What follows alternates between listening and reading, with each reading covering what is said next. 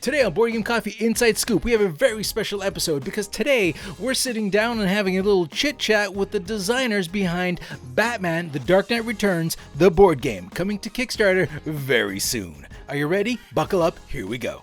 Get back here this instant! Thank you. Oh, I love you too. I couldn't have done it without you. Thank you. Thank you. Look at these beautiful bastards. Hey. Hello, everybody. So this is the team behind Batman: The Dark Knight Returns, the board game. Now, the first time I heard about this was, I think Daryl mentioned some things like, hey, Batman, and then he posted something on Facebook, and then I lost my mind. I was like, oh my God, yes, it's happening. This is fantastic. Now, before I start rambling and start fanboying all over this cast, let's introduce the team. Let's start with Morgan. Morgan, tell us about yourself. Hey, I'm Morgan Dontanville. I currently work for Catan Studio, which is really exciting. And you may see from the stuff behind me, I love games. I've been in the game industry since 2000, a little bit after 2000. And then before that, I was working at DC Comics, which is, if you can see in the background, there are a couple pieces that made it from the stuff I worked on onto my wall. And I got to work on Batman when I was there, so I was on Batman Hush with Jim Lee, which was incredible. And so I have a deep love of Batman and spent a lot of time thinking about it. So it was a lot of fun to be at DC. Things changed because Time Warner absorbed, AOL absorbed all of Time Warner's money, and they had to let a bunch of people go, so I got let go. But then it's all right because I ended up working in board games, which is another thing that I love dearly. And now, after years, I finally get a chance to combine the two things that I love so much, like a zipper. All right. Well, since we've gotten some new information, we're just gonna cancel this entire interview, and we're just gonna talk about you worked on Hush with Jim Lee. That's awesome. I did. I loved Hush. I used to D&D with him. What? Really? Yeah. Nice. Yeah, it was awesome. Nice. Can you see why? Can you see why I thought it would be good to bring Morgan onto the project? Like maybe he has some street cred with Batman. That's fantastic. Yeah. That brought a lot of people. Hush brought a lot of people back to Batman, and redefined his boot tread. Right? It really did. It did. It's like ever since then, it's like, no, he's wearing one type of boots. It's the Jim Lee boots. Big, thick ass tread. I don't want to spoil things too much, but there's some good boot tread in the Dark Knight Returns. Oh, you know what I want to say? There was details. We worried about the boots. Oh, nice. We worried about the boot. We care so much about the original story that we made sure. We went back. We went back with a modeler and gave boot detail instructions. Nice. For real. That's a real thing. I want to see a set of boots as a Kickstarter, like a stretch goal. A pair of Batman boots. All right, enough nonsense. Let's go to Daryl. Daryl, tell us about yourself. Yeah, my name's Daryl Andrews, and I have the privilege of getting to work full-time on board game design. I'm a freelance game designer, worked with some amazing different publishers, really thankful. Cryptozoic approached me and asked me to get to work on a dream license, and right from the start, I couldn't think of anyone better to get to co-design this, so this is Morgan and I's first game co-designing together, and it's been a journey, and it's been super fun, and it's something that we both have a real passion for. So yeah, I'm really pumped. I mean, this is the first time I think either of us, I know for sure me, where we focused on designing for the solo experience. So that was a really new challenge. And also this is my first time ever really having minis. So getting to make like a big, cool miniatures game. So I'm really excited about it. You don't have any minis in Sagrada? Not yet. The dice are minis. They're glass Yeah. glass minis. Yes, it's just square minis. I decked out my set for you guys. Well, as much as I could. I brought my Dark Knight 2 statue. Brought it out here. Nice. I'll give a close up so people can see. Look at that. Bam. And Right. actually, Beautiful. I'll come back to this in a bit. But before we get started, so who's the bigger Batman fan? Oh, I defer to Morgan. I mean, It might be me. I think that, yeah. I know probably- my place in the pecking order. I know fair. That's fair. It's probably All me. All right. I I worked on a little in the back of Dark Knight 2. So I was reading those scripts as they were coming in. I was in the back group. We were all working with each other. So that was. I didn't get to work full on. That was mostly Michael Wright, and he's amazing. But I got to touch it. I got to touch the art as it was coming in. So that was fun. This is very. I feel we could talk about the behind the scenes comic book connection here forever. But let's get to why everybody's here.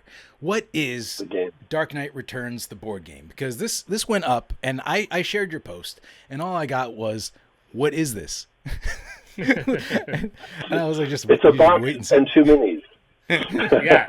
I mean, that's it. That's all you're getting. It's just a box and two minis. If you saw one of the ads, it had 3 renders, so maybe you get a third. Right. But no, we're really excited about the. We'll get into details and talk about it all night. But definitely to start, just to set expectations. This is a game built completely from scratch, out of respect to the books, where we tried to capture the whole story.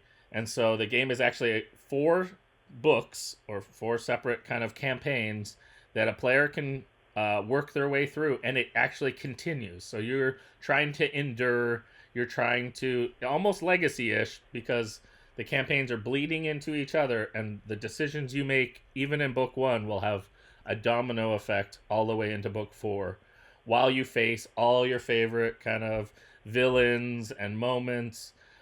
Morgan especially paid a lot of attention to capturing all these little quotes and little moments on all the cards. So the cards have art from throughout the books, and we captured little highlight moments and tried to really put you, the player, in the role of, can you just keep taking a beating and make it throughout the whole story. So there's actual books in this, because I know nothing, because I wanted to go in blind, so I could ask you. There's actual books in this. Well, not Yeah. books as in you're not getting the comic, but Okay. we describe each kind of campaign, which is hopefully in kind of that 60-90 minute experience. Might take a little longer, especially when you're learning, but you can play through it, and that's book 1. Where you're going to go through the story arc of the first book as well. And so you'll face the same types of, problems, but also the same boss at the end and things like that, which, I'm sure we'll get talking about Right. soon. And everything will kind of switch and transition to reflect all the stuff that happens within the book, in each individual book. So in, The Dark Knight Returns is 4, nice sized comic books, and each one of those tells its own little story, and each one compounds upon the one that's before it. And so with us, we have the first scenario that you play through is the book 1, which is The Dark Knight Returns, where you're fighting up against Two-Face.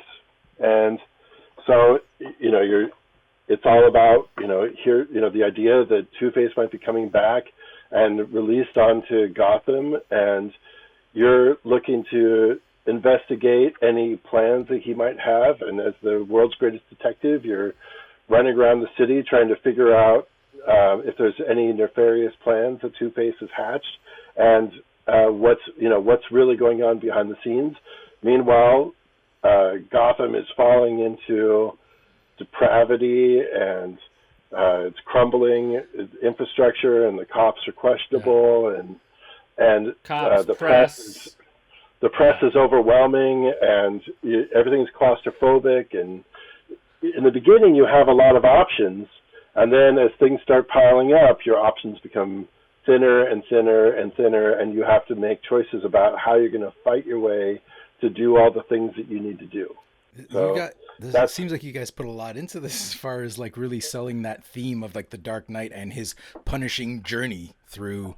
Because it's not an easy road for him. Like if you read the Dark Knight stories, like he takes a beating, like emotionally and physically, like it's rough. Yeah.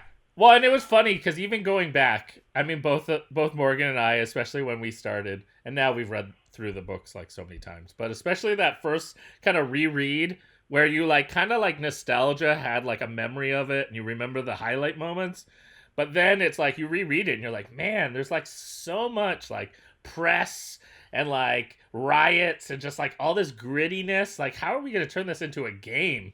Like, this is just an attrition. This is just a beatdown.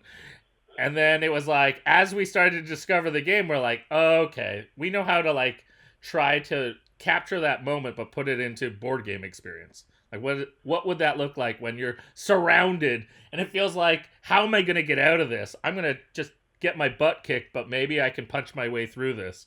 And like those moments, that was like very much, you know, where we started from. As a comic book fan, I'm happy to hear that this isn't just you know, the Dark Knight license just kind of like glued on to just whatever some game you guys had no. on the shelf. No. There's, what do we have, like 150 unique cards or something like that? Like yeah, each card, like there might be the odd double, but basically every card is a unique reference, a piece of art from the Frank Miller books that like is like ghosted into the background and is a key reference, and we tried to kind of like capture that moment in like a mechanic or a consequence. The neat part too is all the cards actually have two things going on, so if that wasn't enough to like reference something, we we're like gluttons for punishment. So every card, when you take a card, you have these tough decisions of, do I want to keep this for myself because that sounds cool, like this detective or fight action. There's two main actions you can do. Or do I put this into the event deck? And often if you put it into the event deck, that's going to trigger some horrific thing that you as Batman now have to deal with. So you only have yourself to blame, because every time you're drafting these cards and constantly choosing which one of these is going to hurt me and which one of these do I get to use. So the things you don't use come back at you? Sorry, say that again? I was going to say, so the things you don't use come back at you. All, yeah. There's no relief. But you get to choose like how to take your punishment, right? Like you choose your poison. That's right. So like I can't take any more mutants. So I'm gonna have to get hit on the doomsday track, and so like now all of a sudden Ronald Reagan is getting involved, and so you're dealing with. Yeah, you're taking damage and you're like, oh, well, I can't take any more sanity hits, so I'm going to take it to my grit, or, you know, different things like that. So you're constantly kind of doing this juggling act of like, what is less painful right now? Or can I even think of the future? Can I punt something? Right. So the idea is it's Gotham, right? And you're there to save Gotham. And that's why you came back. And so there's a map of Gotham and all these different locations in Gotham that you're familiar with as a Batman fan or the Bat Family fan are there on the board, and you're running around the city, and in each one of these locations are 3 different kinds of actions. So it's almost like a worker placement game, even kind of. And so then, you know, you go to these places and then you take one of the actions. But if things pile up in these spaces, like the press or the mutants or the cops come in, they block off certain actions for you. So you have to, you know, constantly these things are coming in, so you're choosing where to put them. And sometimes they choose themselves, and how you're going to clear out neighborhoods and how you're going to open up locations. Because if a location gets filled, then it'll turn into a riot, which is really a nuisance. And so you have these, and so you're running around the board, and there are limited ways to get between locations to locations. And as the game progresses, you're going to draw on the board to create these bat paths between all these different locations. Physically, yeah.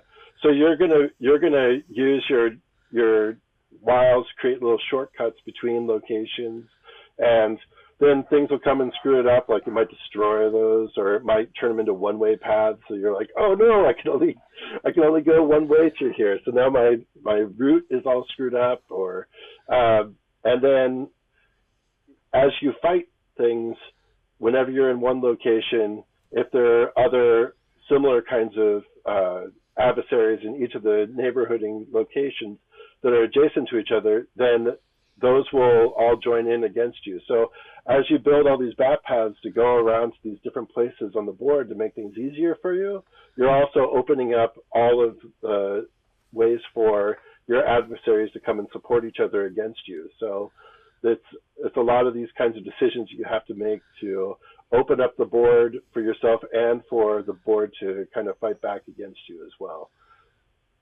So, when you guys, this sounds like a lot. It's so it definitely isn't just pasted on, because that sounds like you're getting deep into like the mythos of the Dark Knight. Now, did you guys go beyond the first book? Because there's actually 3 Dark Knight stories, right? Well, 4. So actually, there's 4? There's actually 4. So there are 4 in the original. There are 4 in the original book. Oh no, I'm talking about like DK2 and DK3. Right. Yeah, right. No, great point. We don't get into the others. Okay. We just stick to the original. So we're doing Dark Knight Returns. We're doing Dark Knight Triumphant. We're doing Hunt for the Dark Knight, and we're doing Dark Knight Falls. So for anyone who knows those, you'll already start to have in your mind, you're thinking about what other villains does that mean? What other bosses are you going to face? We'll obviously talk about some of that tonight. But because all those will actually be revealed as minis, because one of the cool things is you can buy this game as a base version, or you can buy it as a deluxe version. If you buy the deluxe version, then you're going to actually be able to get a bunch of these characters as cool minis. And if you want that experience, which I recommend because they look awesome, then you can really bling it out and you'll get to see some of the future bosses. But right now on the Kickstarter, they're only going to tease out or show kind of the main book 1 experience, because even the copies that got sent out to reviewers, we only wanted people to see the book 1 reveal, so that there's some surprises for people when they actually receive it, that there'll be some twists, some turns. So even like the way the deck of cards were designed, the Batman deck, every book, there's a standard set of cards that's in there, but then every new book you go into, you have additional cards to mix in the deck. And those are references to now that book and that story. So that even while you're working through your cards, they're thematically appropriate to where you are in the adventure. So is there any like sealed box situations, like Legacy? There's definitely some things that you open up that you'll like kind of discover if you want to kind of not open everything, where new rules will evolve. You'll get additional kind of things that'll add to the mix. So I think the purest way to go through it is just like jump into book 1, play it, and then when you get to book 2, open those rules, open those cards. Like, don't go searching ahead. Just experience it the first time in like a really pure way. And then if you want to replay it and try to, do better, go for it. But I think the pure kind of ideal way is just like standard mode, just embrace it. Like, just let you jump into the story and see, can you make it? Like, can you survive? Can you like kick butt, but also like manage all the other things that you need to do? Now, thankfully, there's also injection of help. Like, so along the way too, for instance, in book 1, we have Gordon, and Gordon's going to be, for example, someone that's going to help you squash some of those riots, deal with the press, do some things on the side. You always have like an ally action. But then, for instance, as you later progress, then you're going to have access to Carrie, and Carrie's going to be your Robin, who is like in the books saving your butt all the time and jumping in and kicking butt or saving you. And so same thing, you'll have, Carrie evolve, and people that are familiar with Dark Knight Falls, there's Green Arrow, and so there's going to be some other characters that are going to help you along the way. So do those? Okay, this might sound like a stupid question. No, ask. But Is this just a solo game, or is it cooperative? It's solo. Just solo. All right. Yeah. So it's just You're a Batman. deep, like, solo experience. All right. No, that's great. One of the things. Oh, I'm sorry. Did you want a question? No. Oh yeah. So one of the things that when we approached this, we were like, okay, this is Batman's story, and a lot of the kinds of cooperative games that you see, they'll have things where like everybody's playing kind of like equally interesting characters. That's not to say that Carrie isn't interesting, but as Carrie the Robin in this one, or that Gordon doesn't have a compelling story, or Green Arrow isn't really fun to see at the end. But I mean, okay, you get to be Batman, and I get to be Gordon. Like, do you want to play that game? No, like, I like Gordon. I love Gordon. He's a great character. But like, okay, so let's come on over to my place. I'll play Batman, and then Daryl, you get to play Green Arrow and help shoot some stuff every once in a while.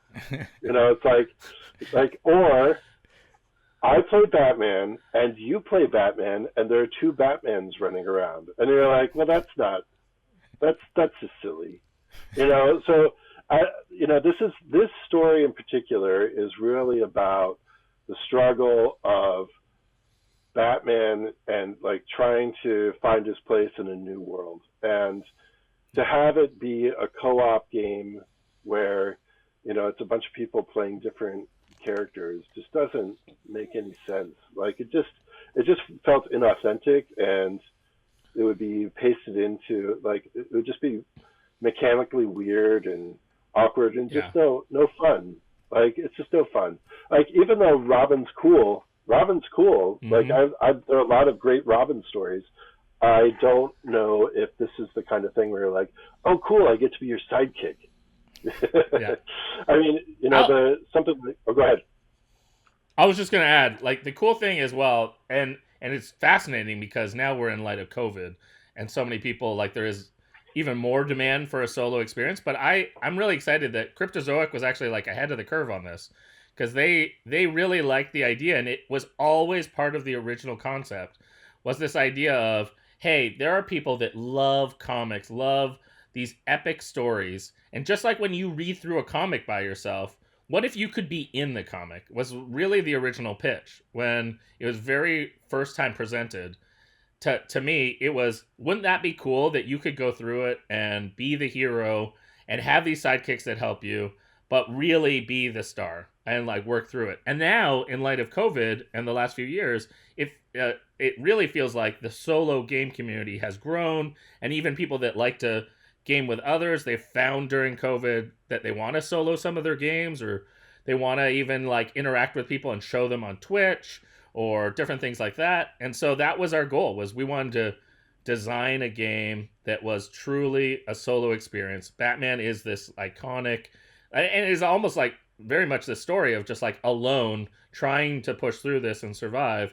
And then thankfully there are these sidekicks that come along the way and help, but clearly, like, the whole story is told through the lens. Frank Miller is really telling a story about Batman. And so we, again, like you were asking before, this is not a pasted on theme to some game that we had in the closet.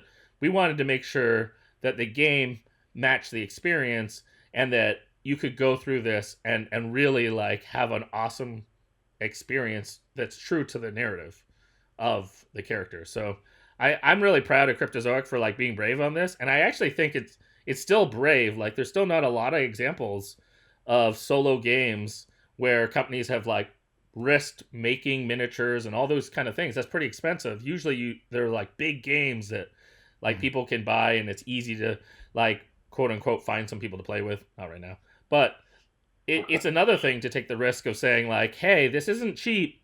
Like getting the world's one of the world's best miniature people, and this is not a cheap proposition, but we're hoping enough fans respond and say, I want to try that out. And then that was also part of why we designed it, that you could buy a base version or a deluxe version, because we wanted to make it that it didn't deter anyone. Even if you're a fan but you don't have a lot of money, we wanted to make it as affordable as possible, but still this big experience. And then if you want to chrome and make it even cooler with some minis, awesome, do that too. I want the gold-plated box. I'm going all out on this one. Like, here's the thing. As a comic book fan myself, like, I'm a huge comic book fan. I've been reading, like, I think it was 14 years old when I got into comics, so that was, like, what, 30 years ago? So, and I've been reading them hard, like, for a long time. True, my mind's a little foggy on the details of some of these stories because I read so many. Sure. But that's why you go back. Yeah, so I wanted to, as soon as you announced this, I wanted to go back and dig mine out. But I don't want to go back yet because here's the thing. Let me show you. This is a little off topic, but I want to show you. On my shelf, right here, I've got Dark Knight 3, the hardcover collection, and I'm missing like one or two. Like, I don't remember, but I don't have them all. And I'm such a completionist. I didn't want to go back and read it because I was like, I just got to finish this, and then I want to go back and read them all again. But here's the thing. So you're telling me that I'm going to be able to play this single player experience in this story, and the world of the Dark Knight is so gritty and unique. It's not just heroes in tights making funny jokes, bouncing off buildings. Like, it's gritty. It's like real. Mm-hmm. It's got, like, if they actually made a Dark Knight movie like the Frank Miller stuff, that would have to be a rated R movie. It would be intensely dark. And the idea that you're bringing it as a solo experience, because here's the thing, I'm not a solo game player, but I'm not a solo game player when it comes to games that are like little puzzle games or things that, like, I normally would challenge my mind against yours. I don't really care to challenge my mind against what the robot says I should do, like the system. But if it's a story that I can experience, that I can get into. Now, I've gotten into a few of those recently. COVID and Brittany's busy. I'm lucky that my wife plays with me, so I don't have to do that a lot. Sure. But I've been really enjoying if it's a deep story. So the idea, I didn't know this was solo going into this. Like I said, you announced it, and I was like, I stayed away. I wanted to wait to hear it now, and I'm sold. Instinctively, I thought, oh, it's a Batman game. It's going to be, like minis going on missions. But now you're telling me this is better, and this is better for me because it's different. We have superhero games, Batman games. That is just like, roll dice, kill things. There are so many games that do the exact same thing. There is no need for another game that does it. Like, not there's no need, but like, if you can go different, go different. If you want something that plays more like something else, then just go get that other thing, right? Yeah. And if you don't, there'll be more coming. Exactly. So you guys are really bringing together, like, it sounds like a great, unique experience, and I love being like pulled into my comics myself. Like, I just love doing that. And what you guys are presenting here, like, it's got me sold. As a comic book fan and a board game fan, I'm sold. I'm sold. It sounds great. But now I want to get some factoids. We'll kind of go back and forth on some facts and some some more high level things. But sure. How does the gameplay, as in when I was going to say my turn, but there's no turns. It's always my turn. So what do I do? Like, opening phase. I don't even know how to word this in a solo player mechanic. I gotta share a story actually on that one. Okay. Before we actually answer it, but you say your turn. One of the funny things that we tried to pass, but I think it got caught in the process at one point, is we did try to push for a turn order marker. And that was definitely like a stretch goal. We're like, come on, let's so maybe it'll even make it into the campaign, but we thought it was really funny that you could have a blinged out, like, I think we wanted it to be Alfred. It was the turn order marker. And we were like, the first player marker. First player market. You need one of those. So you definitely need a first player market for a similar game. But I can start, and I'm sure Morgan can jump in. But in short, on your turn, like an action, the game actually consists of 16 rounds, and so there's a tracker that's on the board that helps kind of remind you. And on your turn, you're going to have to do a few things. Basically, in short summary, you'll have Batman gets to do some actions, and your ally. When you have more than one ally, you'll only be able to do one of your allies per turn. So part of that excruciating turn is which one do you use. And when you do them, you get to move, you get to fight, and then you get to do what we mentioned, these action spots that are in the different locations. So, and we joked that it's kind of almost worker placement-y in that part. But the idea is that there's some of these really cool actions that you need to run around and get, but these mutants and press and cops are getting in your way, and so you're going to have to fight them. And whenever you pick a fight with one of them, every one of them around you also comes in on you and fights. And then one of my favorite things is they made these really cool batarang dice. So when you do fight, you get to throw batarangs and compare your results to the mutants or press or mutants or cops or whatever, whoever you're fighting. And the batarangs are actually D6 dice, but 2 of the sides have wings. Oh, nice. So they look awesome, and they're like, I'm really pumped for them. But it's just like the idea of just like, we all along wanted this idea of like, you're throwing batarangs and finding results, and sometimes you're blocking, sometimes you're powering them, sometimes you're ramming them, and so you're going to take damage if you ram one of them, and it's gritty, and every time there's like different conditions of like how you're going to take some hits, but hopefully you beat them down enough and don't die in the process. And then you're trying to manage all these things that are popping up all over the board and trying to like kind of put out some fires and deal with riots that are coming at you while you're a detective. So like, for instance, in the first book, your case is to find Two-Face. So you're going to go search out some clues, and Two-Face is left behind some coins with the classic kind of scratched out coin of Two-Face. And you need to go find enough of those coins to figure out where, following the cookie crumbs, find out where Two-Face is. And then you actually have to beat Two-Face. So that's not an easy task. And that kind of teaches you the game, because you only have 16 turns to do that. You have to find them. You have to fight them. You need to make sure there's not too many riots or you instantly lose. And you also just can't die. So it's that balance of all those different things, trying to pull that off while events and everything's working against you. And then we haven't even talked about like the vehicles or different other cool things that you might find along the way too. You say you can't die. Do you mean like I can't die if I want to continue, or Batman can't die? Well, yeah, right. Like if you die, that's one of the lose conditions. So every game, there's 4 ways to lose. It's not like the kind of game where it's like you get to win. Mm-hmm. It's just like, did you survive? Did you make it to the end? So you lose if any one of your health, any one of your damage tracks gets to 0. So you have 3 tracks: health, sanity, and grit. If one of those gets to 0, you're dead. It's over. You got to start all over again. If there's 12 riots that pop up, you lose. So if all the riot tokens get placed on the board, clearly the city has been overrun. Batman, you're fired. And then on top of that, you gotta find the boss in the 16 rounds and defeat them, because they have so many hit points and they have crazy special abilities with their dice. All the bosses use D8 dice, so they have a bunch of things you got to face and deal with and still survive. If you do that, then you get to play the next book. You didn't win, you just get to play the next book. So that's the journey of a turn. I don't know, Morgan, if you want to add in some of the stuff I missed, like goals, vehicles. Sure.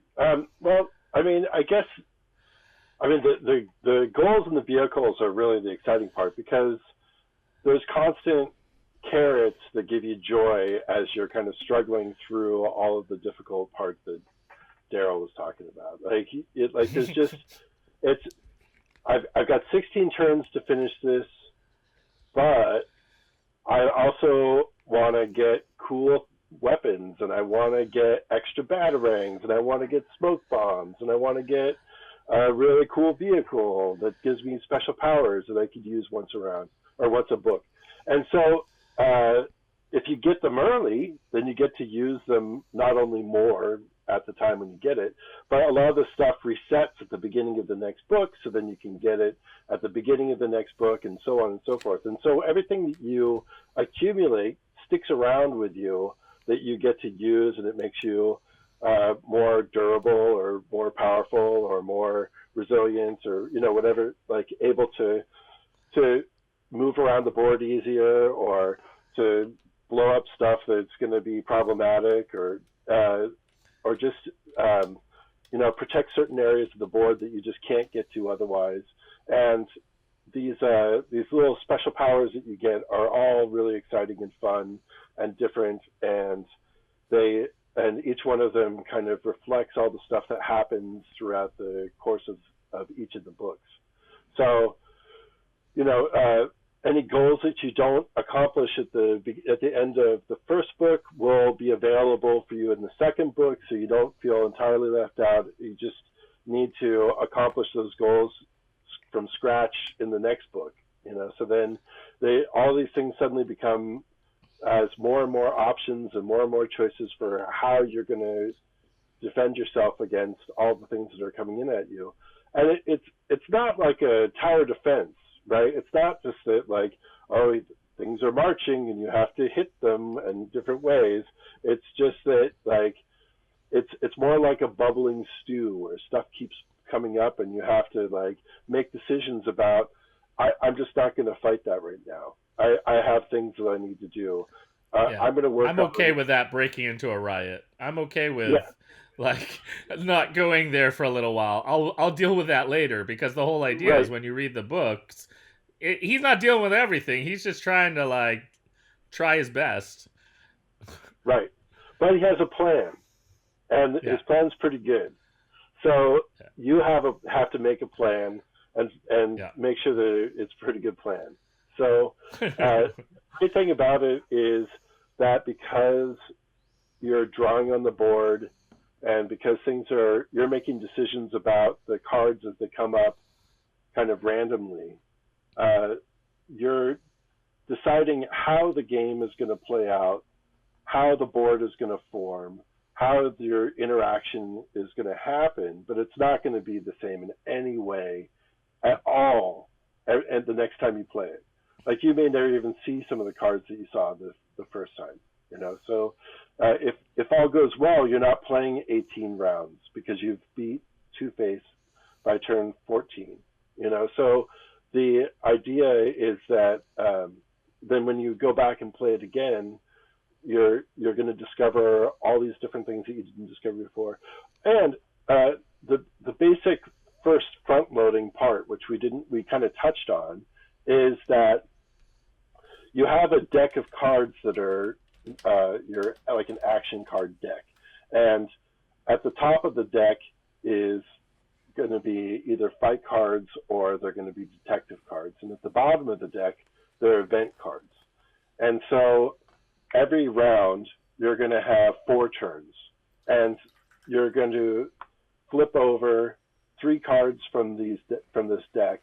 And you choose to keep 2, and 1 goes into the event deck. And so when you have these 3 cards available to you, you're like, well, I'm going to need fight cards for fighting, and I want to have detective cards that let me do things like get an extra move or, remove pieces off the board or, get aid with different writing like drawing bat paths or changing the value of some of the icons on the board, or you're doing a lot of drawing, which changes the stuff.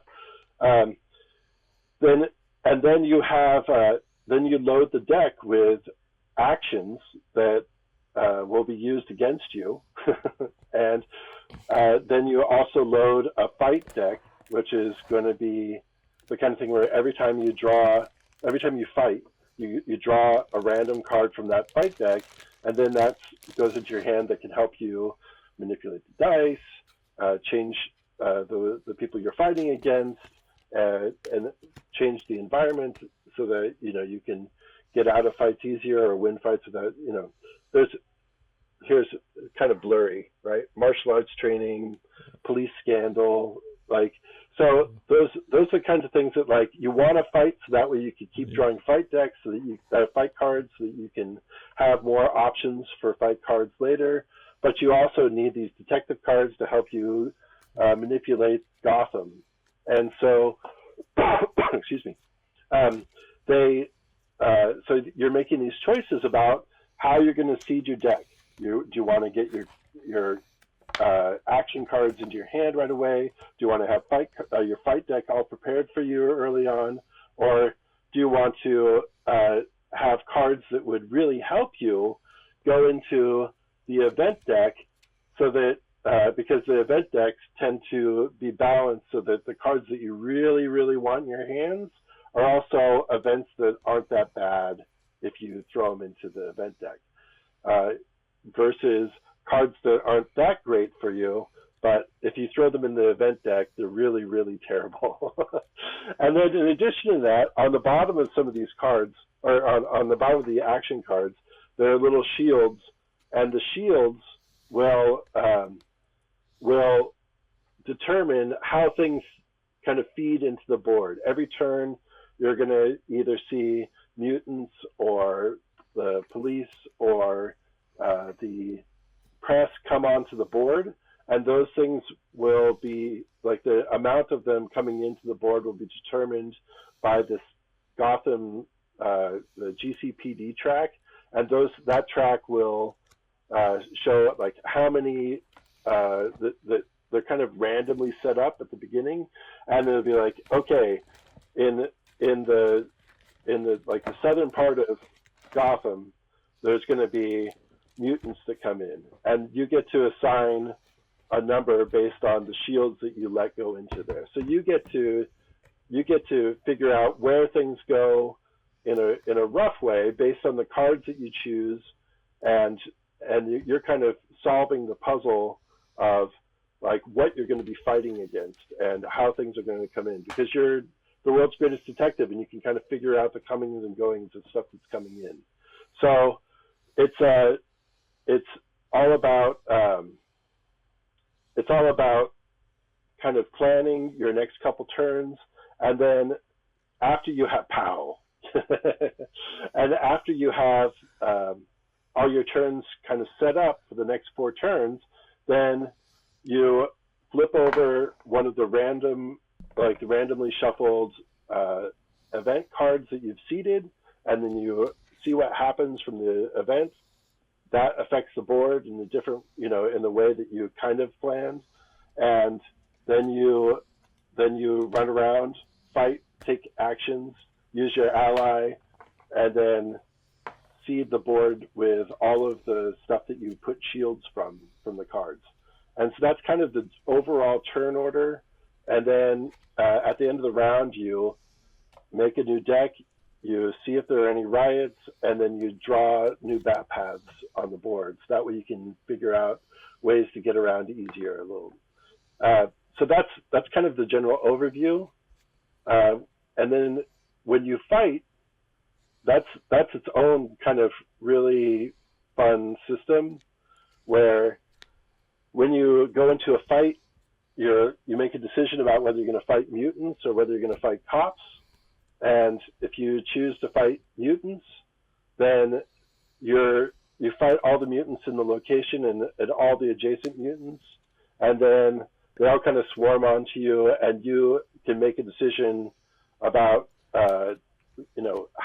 how long you want to commit to this fight. So you start the game with 6 batarangs, and each fight you can choose 3 of them, and because they're all different from each other, and you have to make choices about which way you're going to try to fight them, and then you see your result, and if you're successful at taking a couple out, those batarangs are removed from play, and then you have to make decisions about which batarangs are left over and how you're going to try to either continue the fight or just hold out.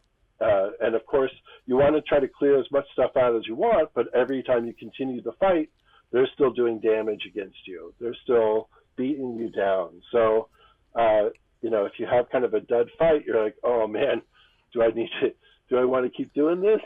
This is pretty bad. But I really want that action, and I really want to clear these people out. So you're making choices over what dice you want to use and how to manipulate the ways that the fights are going to go for you. And you have these really cool little fight cards that help determine how the fight's going to go out. And the more fights that you get into, the more of a hand of fight cards that you build up. So it allows you to have more options in each of these fights.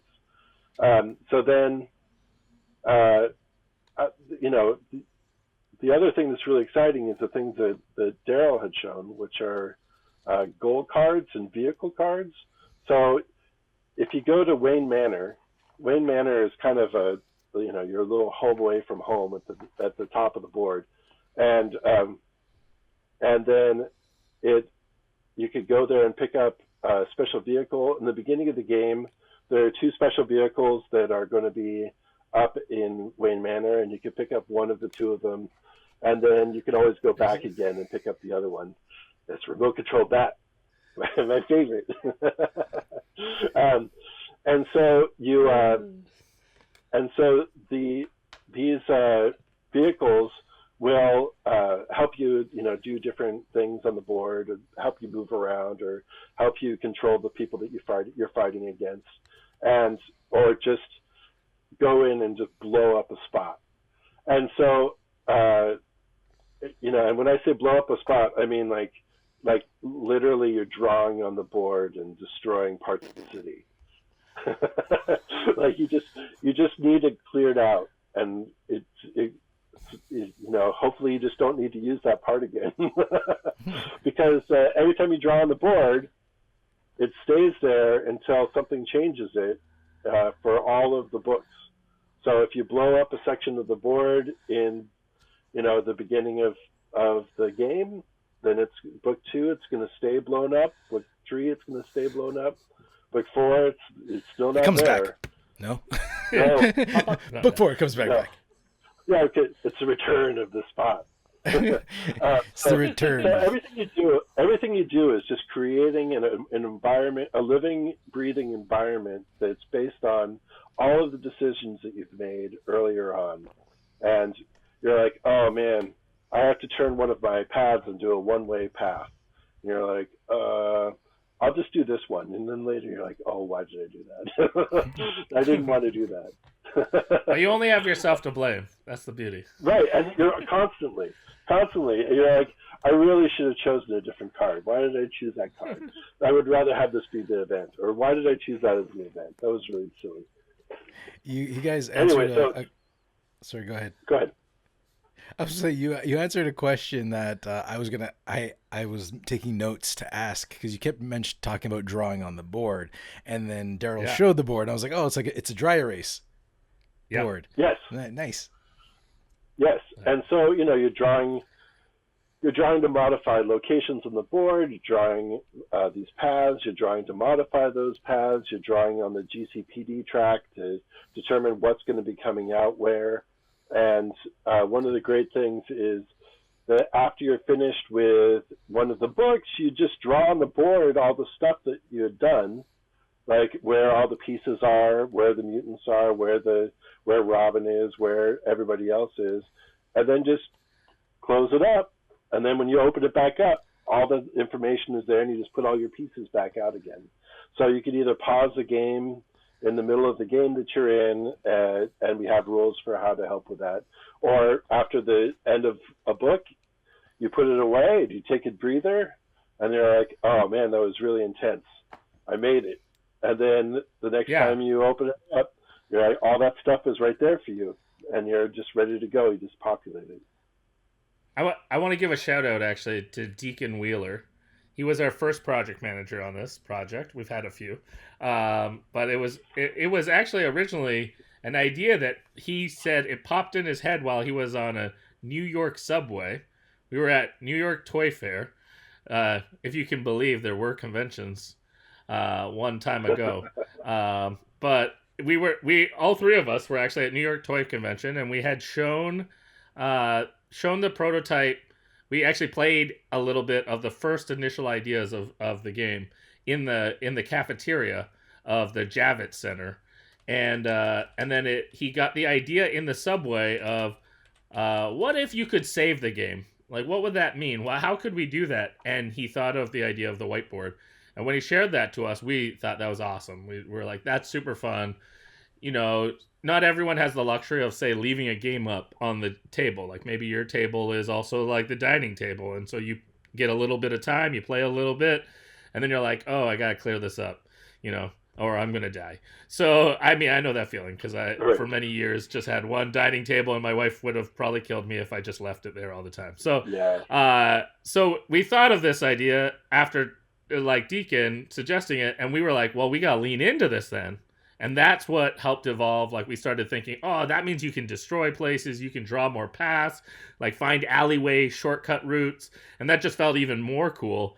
So we kept trying to think of more ways to integrate. Well, if you're going to pay to make it whiteboard finish, well, let's not even just use it for just saving. Let's think of in-game moments, why that will matter. And so that became, a new valve that we could design with, like a new space that we can manipulate and play around with and try to think of fun ways to turn it on its head.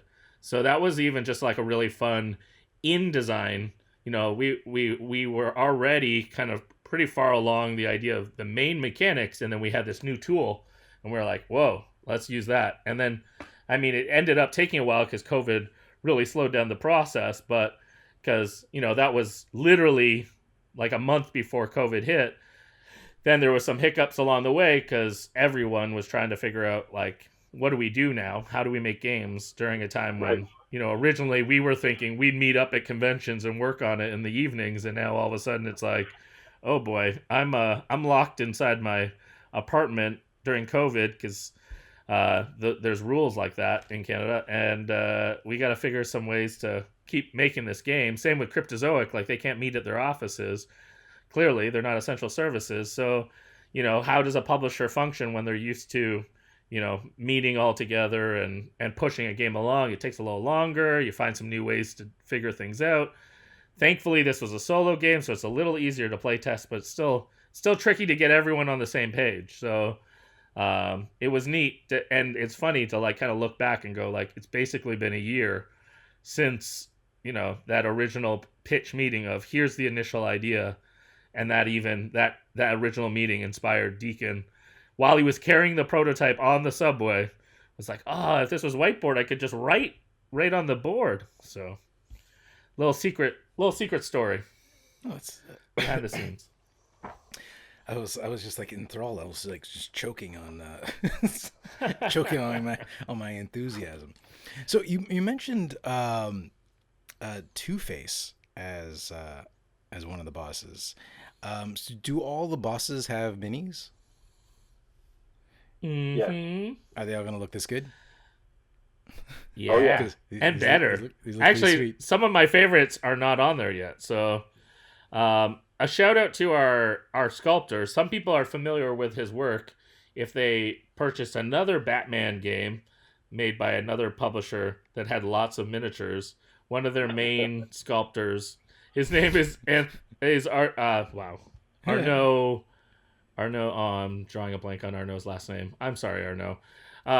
But he is crazy talented, and it's really fun because he's made all original sculpts for this game, and they're all obviously inspired by the comics. So it was fun. We even did like a bunch of screen captures of different moments in the books, sent them to him, and he has slowly been winking at us with some of the others. So I think we've seen at least the core ones, but yeah, we're pretty pumped about them. But these are obviously three of them on the screen. People can see the gritty Dark Knight. Carrie's there kicking butt, and we got Joker there. A wink to the next book, the third book, because we have obviously, as we mentioned, Two-Face. We got Billy Berserk, the mutant leader.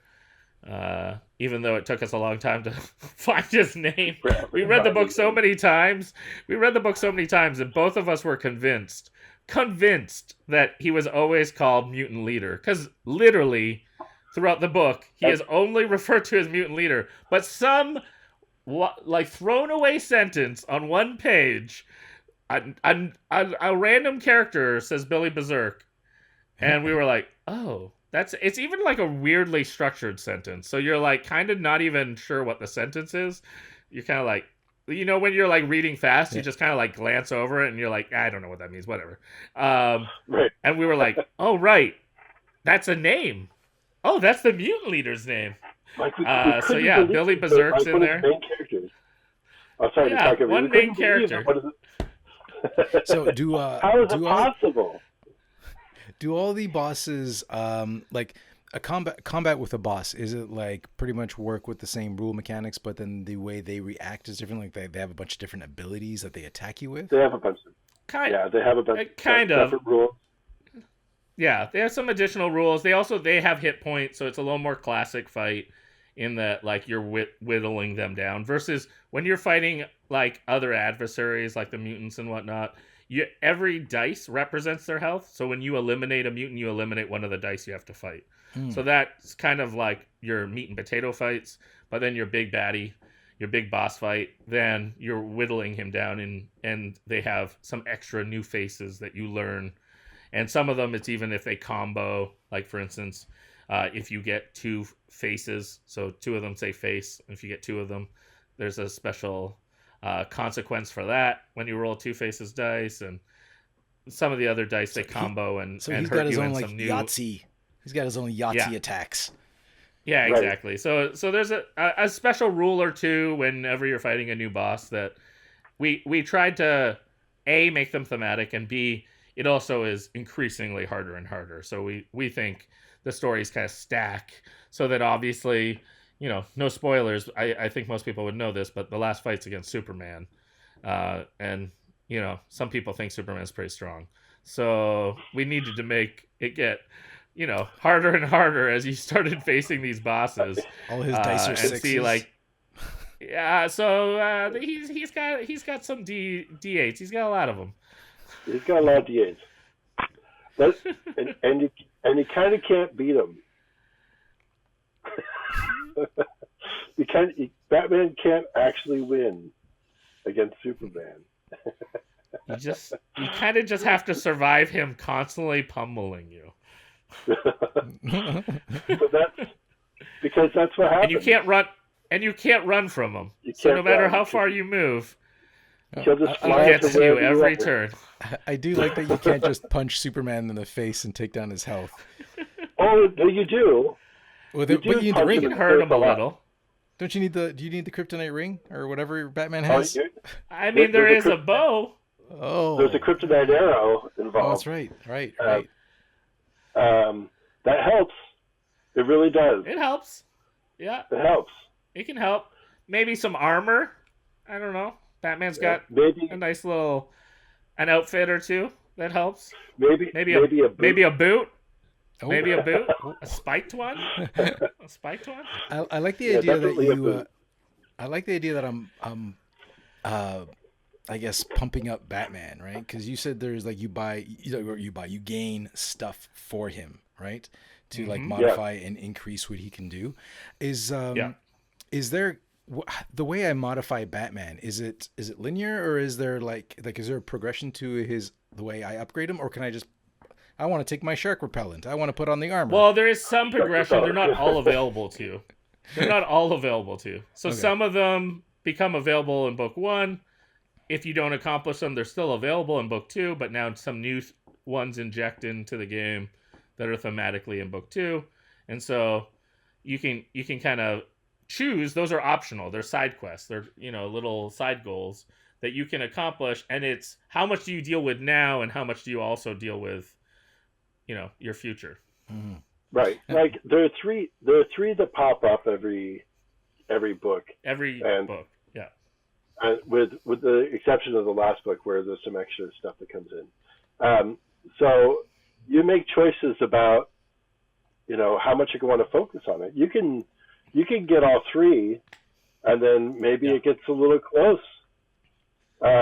It's tough to get all 3, but you might get all 3, or you'll likely choose 2, or you have to. Yeah, because you're accomplishing them. You're accomplishing them as you're doing things as well. Like, for example, something might be like when you kick 5 mutants' butt, you gain something. And so every time you're like defeating a mutant, you're putting it over there, saying like, okay, I'm chipping away at it. But maybe you've kicked 3 or 4, and you need 5, and you're like, I don't actually need to fight mutants right now. I need to actually go deal with those police. Then you're at that crossroads like, but if I go pick a fight with mutants right now, I get that cool extra batarang. So maybe I'll, it's these moments where you're tempted. You're like, you get a plan, but all good plans, like, sometimes you veer off, and that's okay too. So that's where you have to choose, like, what you can do, and sometimes you're not going to accomplish all of those. Sometimes you're going to accomplish, like Morgan was saying, maybe one or two, and then the next game, which ones are you going to accomplish? Maybe a couple more, so that by the end of the game, you probably didn't get everything, but you got a few, and maybe next time you play, you want to try getting some of the others that you didn't, and see like which way was kind of like your best strategy in that moment, because the next time you play, it's going to be a whole different experience. So you got it's Right, kind of like because- an achievement reward system, right? Like Right. like you said. Yeah. Nice. Yes. And you know the event cards that are coming up because you're seeding the event deck. So you can make Right. decisions about what event cards are coming up. So knowing full well what's going to happen, you might make choices about how, like, which goals you want to go for or what you're looking to do based on what you suspect might be coming up shortly. Yeah. Does that make sense? Mhm. So the next time you play the game, you might get different kinds of events. You might get different kinds of fight cards. You might get different kinds. Well, you're definitely going to get different kinds of fight cards, different kinds of detective cards. So now all of a sudden you're like, oh, I definitely didn't get any of the things that help me with movement here.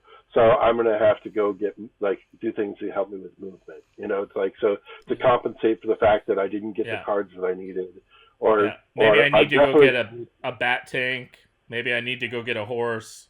Maybe I need to go get, I want a I horse. need my ally to go deal with that. Right. Oh yeah. Right. So when you those are kinds of sorry, I was about to those say are when kinds you of build choices you have to do. when you build the event deck, are you like shuffling it in every time, like just taking a card, tossing it in, putting it at the bottom? What's the situation with the event deck? Right. So as your turn, like every round, what you're doing is actually you have this 12 card deck for the round, and you're going to flop 3, choose 1 card to set as the event, set 2 towards either your hand or to your fight deck, and you're going to repeat that 4 times. So that'll eventually make a 4 deck event deck that's going to be like your next 4 turns, but they do get shuffled. So you have some, like, what events are coming, but you don't know necessarily what order they're going to come in. And so that's going to kind of that still leaves that little bit of variable, like, that you can plan ahead, but you don't have perfect knowledge. It's like, what order are those going to come out in? And can I work around that with my plan? Also, those cards, as Morgan was mentioning before, have little police shields on it. And you're going to assign those police shield numbers to the different kind of respawn markers on the scanner. And so on the GCPT scanner, you write in these 4 numbers based on the 4 cards that are in the event deck. You get to choose, but then that's gonna spawn new mutants, new press, new cops into the different districts and into the different regions. So you can even see that coming, but again, it's like, where exactly you're gonna put those, or is that even like a later problem and you got problems right now to deal with? Like, you can long-term strategize, but then you keep getting distracted by like the problems that you have to face right now.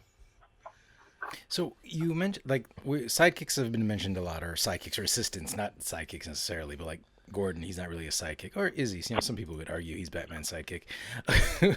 But how do they come in help you? Like, both, like, mechanically, like how do they trigger, and what do they do? Yeah. So I mean, I'll talk about especially Gordon while Morgan figures out his headset, but I'll talk about Gordon. But Gordon, for example, one thing people find out real early on is how do I deal with the press? And Batman was not someone to deal with the press. So we wanted to represent that mechanically. The press just keeps getting in his way. They got strong opinions. They keep, blocking things up and even like jumping in the action. And one might say the press was stirring people up so much that people were rioting. So we have press tokens just littering the board and getting in your way. And obviously Batman has no time for that. So Batman is not one to fight the press. If you imagine Batman like punching a press person, that just doesn't make sense. So you can't deal with the press while you're Batman, with the exception of a few cards or whatnot. For the most part, Batman is only fighting mutants and cops and trying to like work his way through. He's misunderstood. So one of the main mechanics, for instance, for Gordon early in the game is to use Gordon because Gordon squashes things and deals with the press, runs around and says, you know, whoa, whoa, whoa, whoa.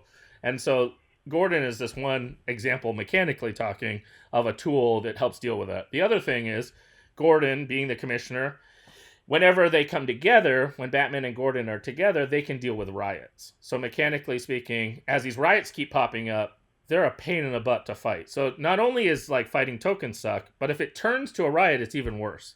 And so you cover up a location. Not only is that one of the lose conditions, but they're just harder to fight. So part of you says, I want to fight things before they turn to riot instead of waiting. But sometimes you just have to let things go to riot. Well, if you do, you still have this like kind of backup plan. Well, if I get Gordon and Batman together on a spot, and that's not easy because they both have movement rules, but if you get them to the same spot, you get to pop the riot. And so that's, again, another really important function to Gordon, why you're going to constantly be tempted to choose Gordon, but then as the game progresses in the later books, you have more allies, and you can only use one per turn. So I'll let Morgan maybe talk about Carrie, and if you want to get into Oliver as well. Let's get into it. Sure. Well, you can only choose one ally for each one of your turns, and you could use the ally either before or after Batman. So you look at your situation on the board and you say, well, I need to get Gordon over here and Batman over here, and then we can deal with this riot.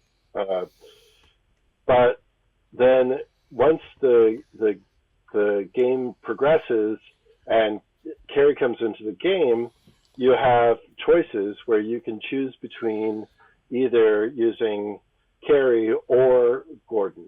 So before it was pretty straightforward. It's book one. You don't want to have things too complicated the first time out. But then book two, you have these choices where you can say, oh, well, you know, I need to deal with the press or I need to deal with these riots. But at the same time, one of the things that Carrie does is that she goes undercover to try to suppress the mutants, and she'll kind of pop to a different section of the board and just remove mutants.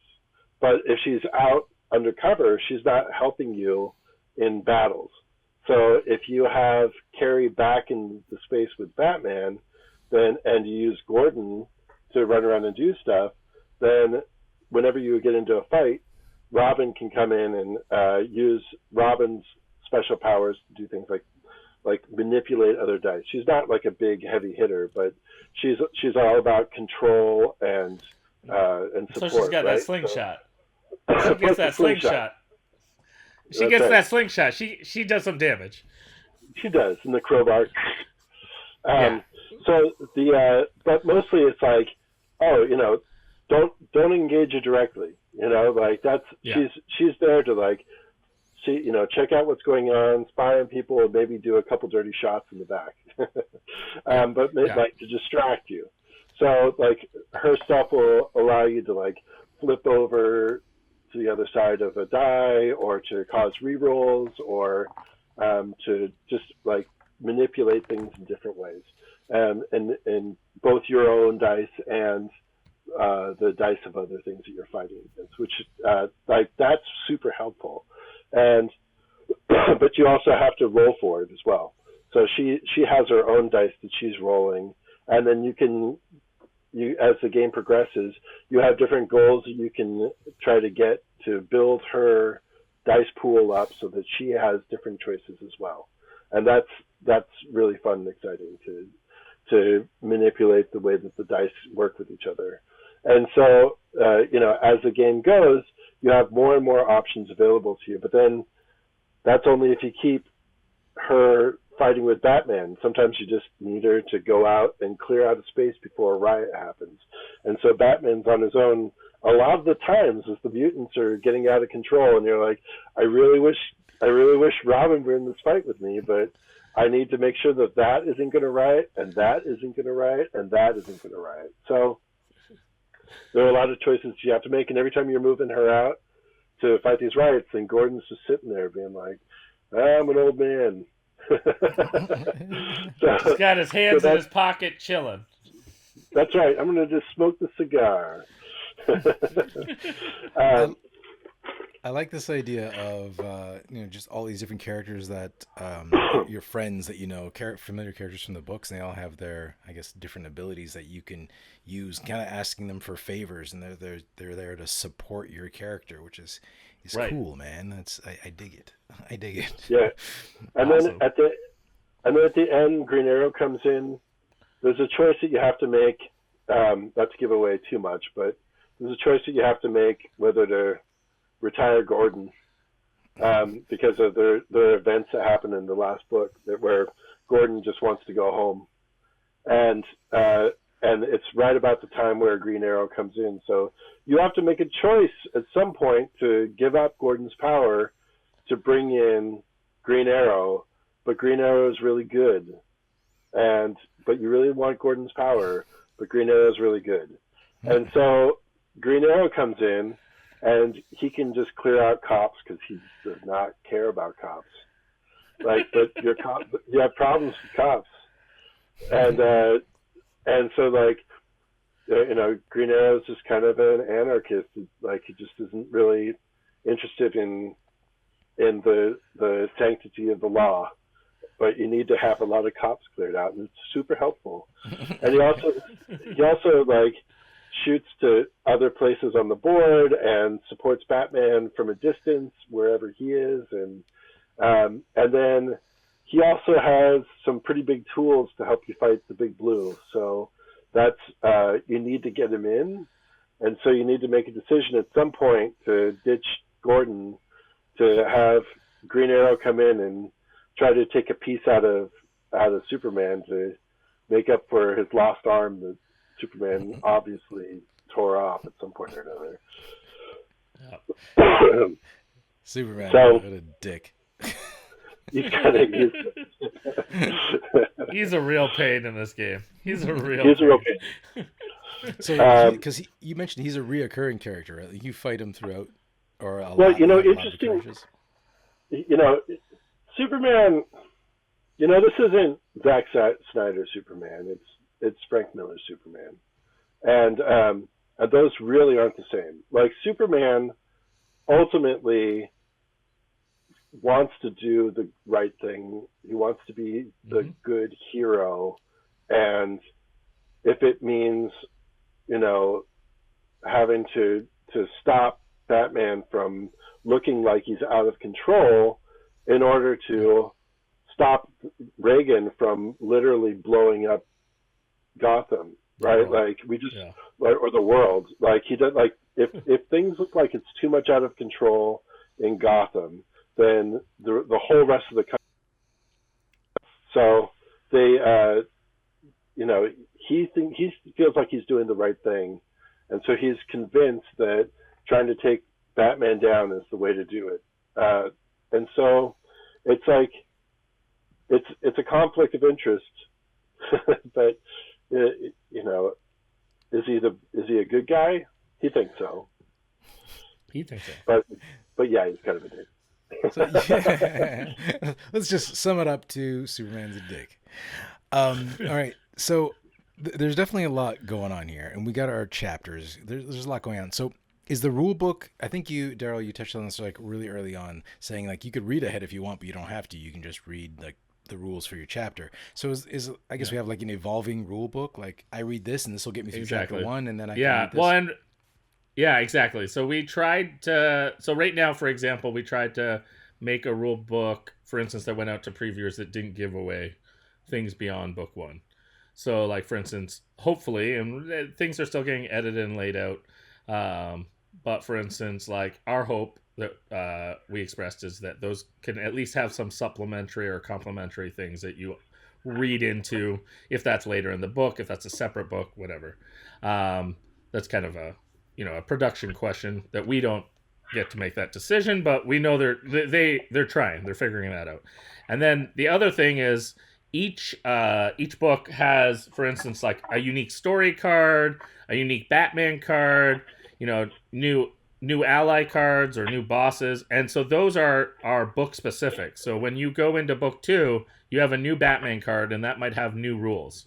And so some of those cards they kind of like unlock. I mean, I don't know if they're going to actually be sealed or what, but the idea is that you look at that once you're playing that appropriate number, and that now modifies your rules, and that now complements or changes things. And so, and the reason for that mostly is because we wanted to really capture the thematic moments. So the idea was, for example, in book 1, there's a rule that every time that Batman fights the cops, he loses 1 grit. Just straight up. You go into a fight with the cops, because Batman's not wanting to fight the cops. There's this torn kind of moment of like, I'm here to fight the mutants, but the cops are kind of getting in the way, and some of them are misunderstanding what Batman's about and don't trust him or different things like that. So throughout all of book 1, every time you pick a fight with cops, you're going to lose a grit.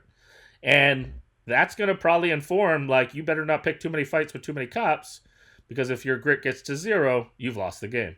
So you may have to do things and change your plans even if that grit level gets too low. So that's an example of a rule that's on the Batman card that is solely for book 1, but when you get to book 2, that card gets replaced, and now there's some other new rules, and that might affect fighting, that might affect movement, that might affect maybe not Batman, but somewhere else, a different rule. And so that's why I say, like, I think the pure way to experience this is like, just jump into book 1, read the rules for that, do it, survive it, meet the conditions without losing. And then once you've defeated Two-Face, now pull out all the stuff that you need to read for book 2 and embrace that. Now come up with a game plan on, you've gotten that far in your life. Now what does Batman have to do? I kind of think of it like if you're playing a video game, like you've got past level 1, you're on level 2.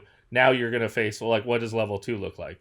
Sure, when you play a video game, when you play it again and again, you're going to already now learn some stuff. But it is actually like really fun to just kind of explore and learn it kind of the hard way the first time.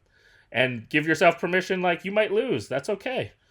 Like, the fun is getting to play it. So explore it. And like, maybe you get your butt kicked. Yeah, that happens. It's heroic when you finally get to the end. Like, that's what feels awesome, is you finally pulled it off.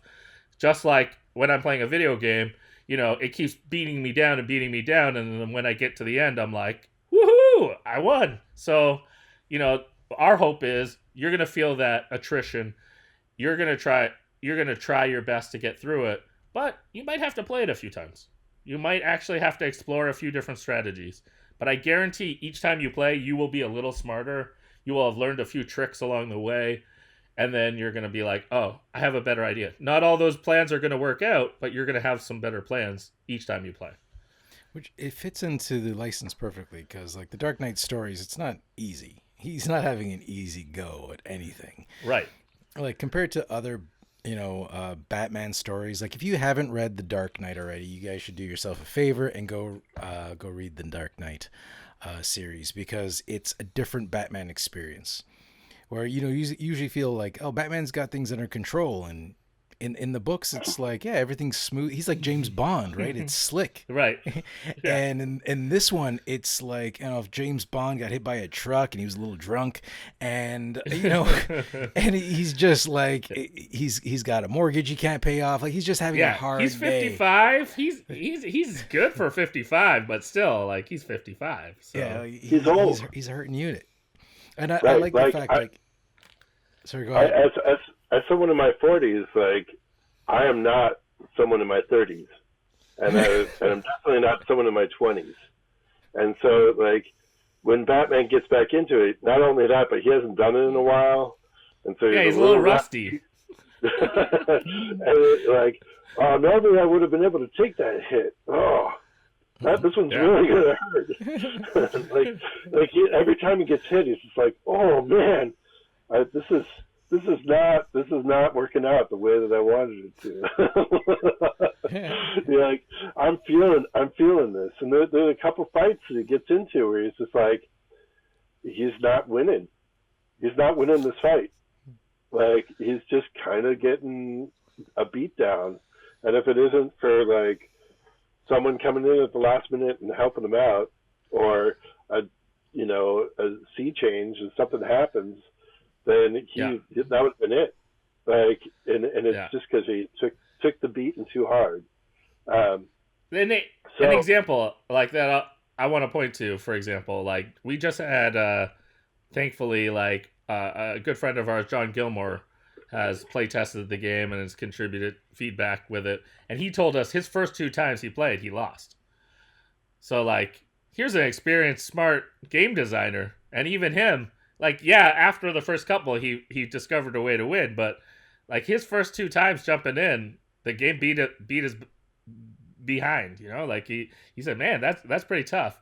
So, like, that was really, we are trying that. And hopefully, we're even thinking of some ways, like maybe there's an easy mode or something like that. But the game, the standard experience, like, don't feel bad if you lose. That it hopefully rewards, like, repeat play and, like, developing strategy and skill. So, we throw that warning out there. Listening to you talk about it kind of reminds me of, like, the Soul games, like the video games, where sure. You just go in there and it's just like the odds are stacked against you, and you die, you learn, you go again, right? You die, you learn, you go again. Right. And I do want to say that I've never lost. Dang, I've lost. But that's. But you deeply know the design. So. I deeply know the design, right? Like, it's one of those things that like, I was afraid it was too easy, and Daryl's like, it's not too easy. Like, are you sure it's too easy? Because we don't want to put out something that people are just going to, like, walk through. And he's like, oh yeah, all the cards, why everything does what it does, every space on the board and why it does what it does there, and I'm like, oh yeah, of course, yeah. But it means that ultimately you really can get better. You really understand how to manipulate things in a way that's beneficial to yourself, when to do stuff, when not to do stuff, what to save for, what not to save for. Like, and after you've played, after you've played through and won, what's interesting is that now you understand the pace of the entire campaign. So maybe as you're playing through the first game, you're like, oh man, this would be a really good book 2 card.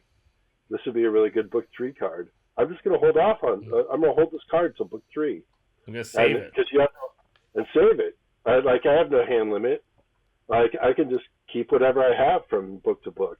I could keep vehicles in place so that, like, right at the beginning of book 3, I could use this vehicle, and it's going to help me out. And so, like, that kind of part of it is that there's a movement in jazz that was called the pre-jazz movement, and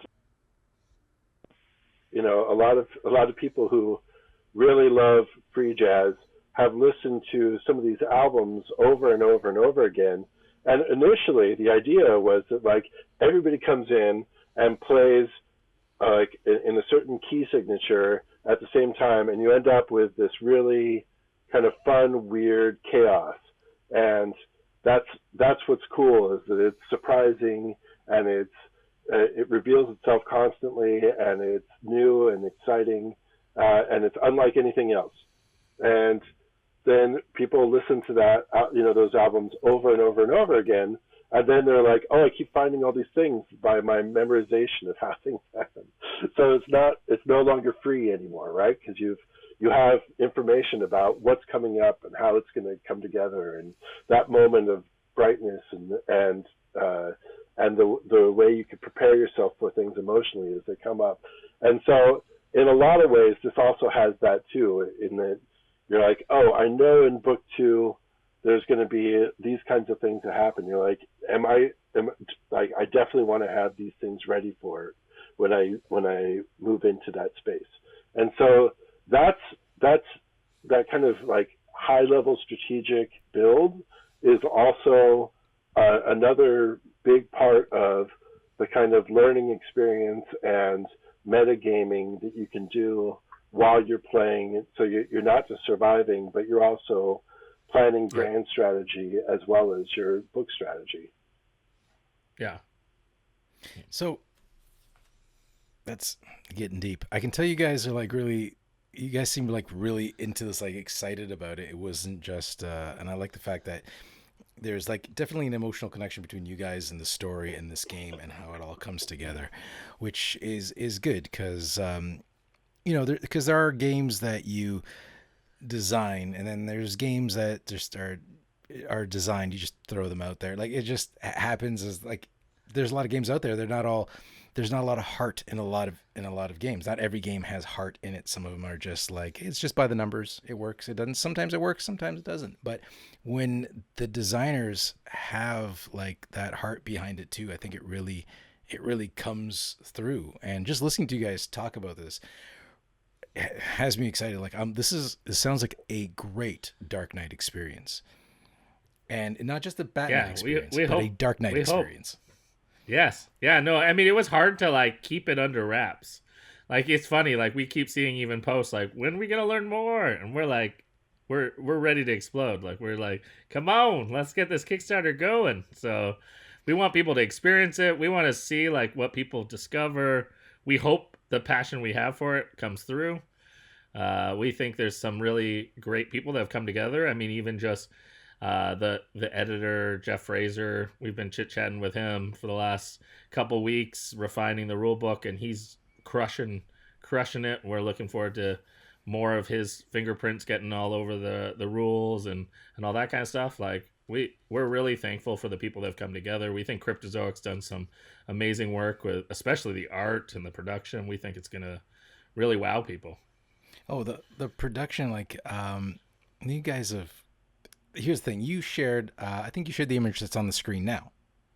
That little, the picture of the box and the mini. But there's like more media stuff you guys have. And I was looking at it, and this is like, here's an example. This looks so slick. What a pretty piece. Like it seems like such a nice, I know it says right there, art not final, but still the concept of that, even like that and what's on the screen, they're not, is it the exact same? Oh, it is. It's just, well, but there's even like little details. Like for instance, that bat signal is actually a cutout in the slip box. Oh, so when you slip it in, you will see that bat call. So you can see a little bit of the lip on there, but those are all the details that Cryptozoic's doing, and that's just their in-house team. Like that's just they've been bantering back and forth and brainstorming different ways, and I just love how classy it looks. It's just it does. Very it is a slick timeless. Looking, like that's gonna look so pretty up on a shelf. It doesn't just look like a board game. It looks like a classy experience. Like it's like we always described it. It's like your omnibus. It's that like really like your prized possession collector. Like, you know, you have like you mentioned your books that you're looking to collect. We want this game to be like that you'd be proud to put that right next to it, and maybe it makes it into your comic book shelf. Not even necessarily your board game shelf. Like, it's just like, I want to put all my Batman stuff together. Or, you know, I want to put that, you know, front facing on my Calyx, not just sliding that in amongst other games, you know? Like, we're hoping it's something that you're proud of. No, I'd love to slide this in right next to, like, stories and kind of, like, tell people. It was like, oh, it's a story that you're experiencing, right? It's the same. Yeah. It's the Dark Knight story, but it's more. It's like, and you're part of this story. So I think it belongs right. I think it'd be perfect on my shelf with my comic stuff. And this is, you talk about just having like a fraction of your board games in your room. My comics are ridiculous. Like my comic book collection is ridiculous. This is nothing. If this stuff went missing, I've seen some of the long boxes. Yeah. I've seen some of your long boxes. He's got a lot. Yeah, there's a lot. I think if you put everything on a scale and you just took everything that's on the shelf off, the scale would even move. Right. But okay, so before we wrap this up, this was a lot of information. I am so excited to share this. I am pumped to play the prototype because that's one thing I want to share. Is like, I got a box. It doesn't look pretty in prototype form, but there it is. It's in there. You can't see. Don't judge it by its cover. But like it's not nearly as pretty as it's gonna be. Like it's not this. It's not this. No. But it will be. I mean, even me. I threw threw it in a white box, but still. Oh, that's a classier box than I got. I got the brown one. But they look like quality Ziploc bags at the prototypes in. So right. you can. I mean, I will warn you though. I just washed my hands. It is. I mean, I love Game Crafter, so no shade. I'm not shading Game Crafter. Anyone who has printed through Game Crafter, if you've never used their services, they're awesome. I want to give a shout to Game Crafter, but there's like a smut, like this dirtiness, and it's because they use like a laser. Yeah. And it's like that ash from the wood burning. I know exactly what you're talking about. That campfire smell as well. So like my hands were just like black, and I was like using these, and I was using the paper towel and wiping them all down because I don't want every time that I play that prototype to just be dirty at the end of it.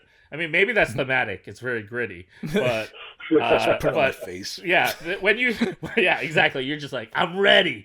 But Game Crafter, is a phenomenal service, and so they did a real rush job to get some copies out to you, to us, so that we can keep like testing the UX as well. So the previewers like yourself have it, but also Morgan and I, and like John Gilmore and others are really trying to put it through its paces so that we can discover, what other problems might come up in the playtesting experience. So that's our goal, is just, even what's presented on the Kickstarter, there might be little modifications as we go. It might be a slight term change from one previewer's video to the final product. The only reason those things are changing is we're just trying to make it even better. And we're going to use every day we can. So until we got to send the print files, Cryptozoic has to put up with us sending emails like, hey, we caught, can you change this? Can you change this? Like, that's every day. They put up with us every day, sending little emails saying like, yeah, every day. And we keep saying like, can you change this? Oh, we noticed this. It would be better if it was on this side of the card. And our goal, and we know it's their goal too, is just to make it as best as possible. Yeah, so just make it good. We'll use it. If I've always been of the mind, if I have to wait to make something better, I'll wait. Just give me better. Right. Right. And so we're just gonna try to do as much as we can with the time we have, and then when it goes to production, hope we've caught the majority of stuff. Yep. And taking it back to a video game reference is, if you rush a game to get it out, you get cyberpunk, which is just a disaster. I was looking forward to that game. There's a lot to love about Cyberpunk, but so there's just so much broken. All right. Well, what's the best part? The best part of all this is that this beauty is coming to Kickstarter really soon. Like, the date I have now, correct me if you guys have another date, is February 16th. I mean, that's what we're hoping. That's next what week. We heard. That's next week. That's awesome. Whew, I'm ready for people to see it. So, I mean, I'm really hoping. I'm hoping not only that like people are excited about it, but we'll need people to help spread the word. So hopefully people get excited as well, and they share it, and they tell their Batman friends, and they tell their board game friends, check this out. It'll be really exciting. Like, it's just a great solitaire game. Even if you just kind of care about the IP, it's just a killer solitaire game. They kind of care. If anybody's watching this that just kinds of cares about Dark Knight, just you got to read The Dark Knight, then you'll care more. Frank Miller did a great job. All right. Well, thank you guys. Thank you so much for coming on the show. This is very informative. I am so happy that I didn't look into what this game was before we had this talk, because it was just like eye-opening. And now I'm excited for this like solo player experience, which is going to work out for me because my access to my wife has been getting more and more limited as she's been taking on her own projects. So I'm gonna have to start learning to play with myself. It happens. We've been married for 2 years now. That's about the right time.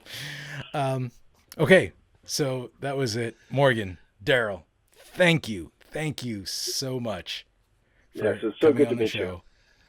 And great to meet you. Both so happy to have you guys here. And I'm gonna let people go with this one last beautiful image. February 16th. Don't miss out. Be there or be square, or Batman will come beat the shit out of you. that is it. Thank you so much. See you guys next week. Thanks for joining us. If you like this video and you want to see more, subscribe to our channel. It's the best way to keep up to date with everything we do here at Board Game Coffee. But if you want to see more right now, we got plenty of videos to choose from. And if that's not enough, follow us on Instagram, Facebook, and Twitter. I'm Mark Maya, and this is Board Game Coffee. And remember, have fun, keep gaming, be social. See you next week.